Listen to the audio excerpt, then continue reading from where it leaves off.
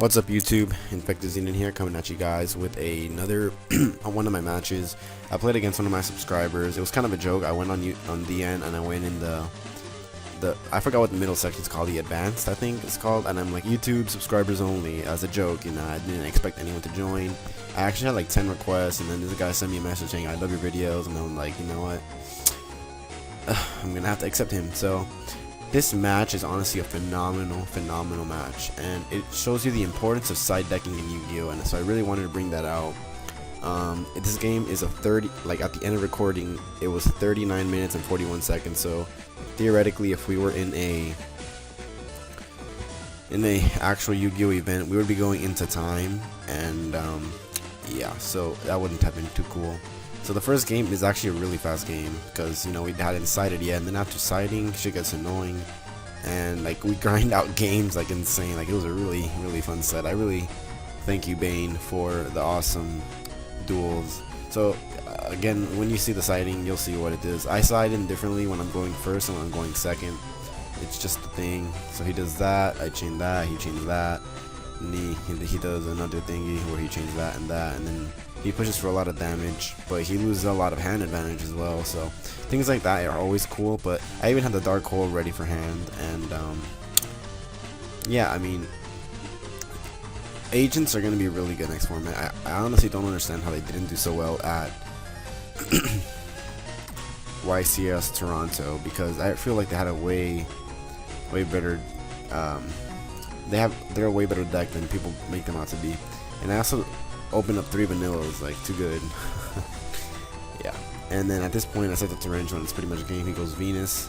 I'm gonna see if he goes for all of them, and he does. So then I'm just like, you know what, might as well Torrential, get the +2 out of it, and I don't even lose my mace stroke, so that's why it's the +2. I draw another Kirkion, so I drew all my damn like monsters, like dang.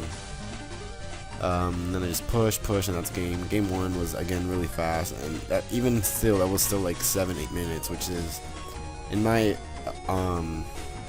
opinion, very average. As I went from the side, I just answer all the PMs I get because, well, yeah. And then Consecrated Light. Here's where the side decking begins. Consecrated Light, very amazing against Evilswarms. If you're playing against it, I recommend siding it. Not like I want you to, because, well, I play Evilswarms, and that deck card hates me with a passion. I'm honestly considering side decking Soul Taker now because of that card. Because if you think about it, the card is just a nuisance to get over. You can't summon, you have to set them and then flip them up face down, and that wastes too much of the mechanic of Yu-Gi-Oh! Especially in a deck like Evilswarms, where I'm just constantly trying to get out a big XYZ or Ophion or whatever the case may be. I'm trying to get out a card, and then this card is just like, fuck you, you cannot do that shit, like, not in my house.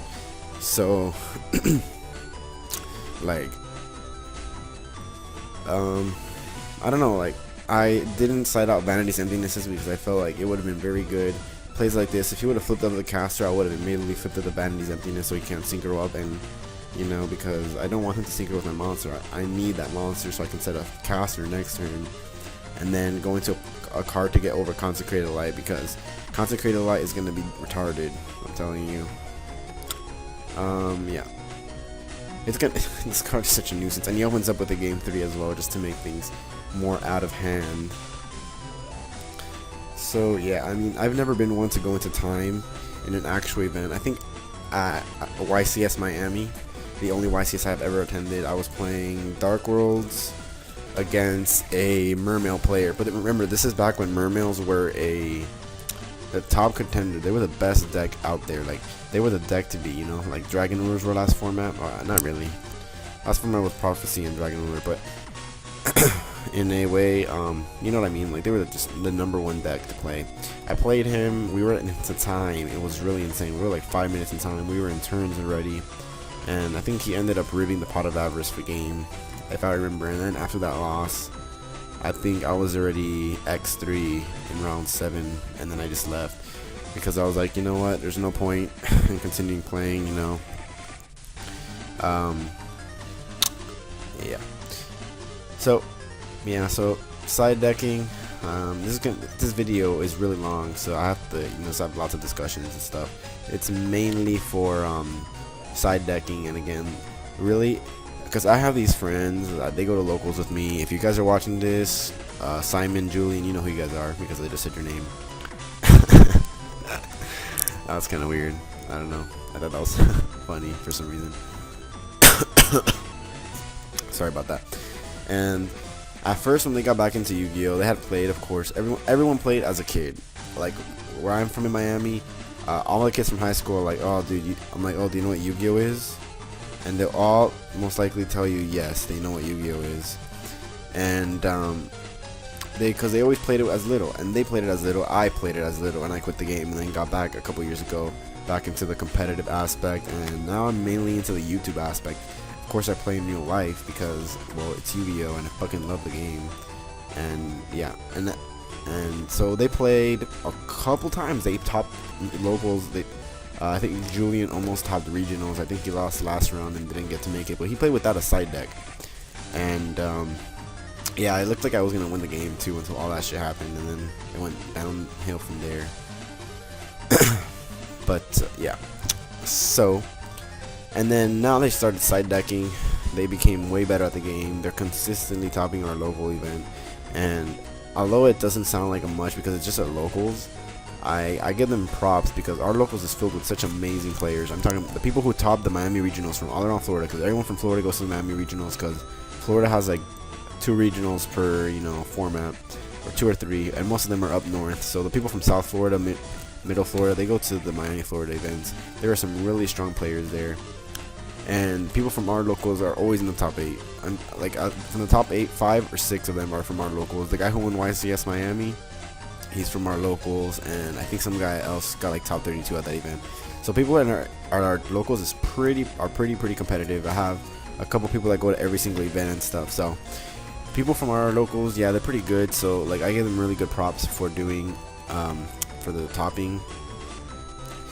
And yeah, so, and they told me, yeah, you know, I started side decking and it's so much better. It makes the game easier. You just have to side deck into a point where you're getting advantage. So for example, in Evilswarms you side in Shadow Imprisoning Mirrors, because what does Shadow Imprisoning Mirror, I mean Lighted Imprisoning Mirror, if you use Shadow Imprisoning Mirror, you are a pro player. Like your Billy Break status, reinnovating Evilswarms to a point where you can't even use effects and still winning games.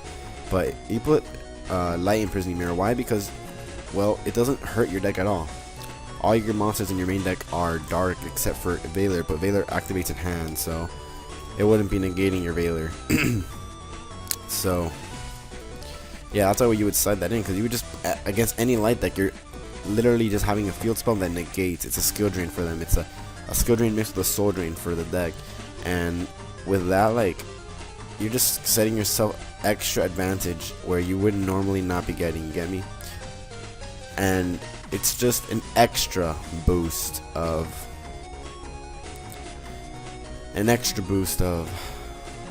you know, advantage. And here we're going game 3. I put Rabbit back in the deck because if I open with it, it's free. And then I also side in deck Devastation Virus. I don't like it going second because, well, yeah. And then I opened a pretty monster mash, but I got the 2 back rows and everything else is monsters, and I really do not like that. I waste a Solemn Warning on the Consecrated Light, but he opens up 3 Consecrated Lights. No, yeah, I don't think he does. Yeah, no, he doesn't. But I think he opens up 2, or no, or he draws into the 3rd one or something. Whatever, I'm confusing myself. So yeah. And then here he does this play again, and I just get scared, and I'm just like, damn. So I do want to ask you guys, like, side decking in Yu-Gi-Oh, like, on a scale of 1 to 10, how important would you put it? Because I honestly would say that side decking in Yu-Gi-Oh is actually probably the hardest thing to do, besides picking up a deck, because decks are pretty expensive nowadays, and that's why a lot of people from my school, they play non-competitively, because decks are fucking expensive. Like, let's just put it straight, they're pretty expensive. So I think besides that, in the actual game of Yu-Gi-Oh, regional, YCS, whatever event you're at, I think the hardest thing is side decking, because until a point, I want to say a couple last format, I was awful at side decking. I fucking did not understand how to side deck, how to do. It is what I did. And so it's probably the hardest thing for any single person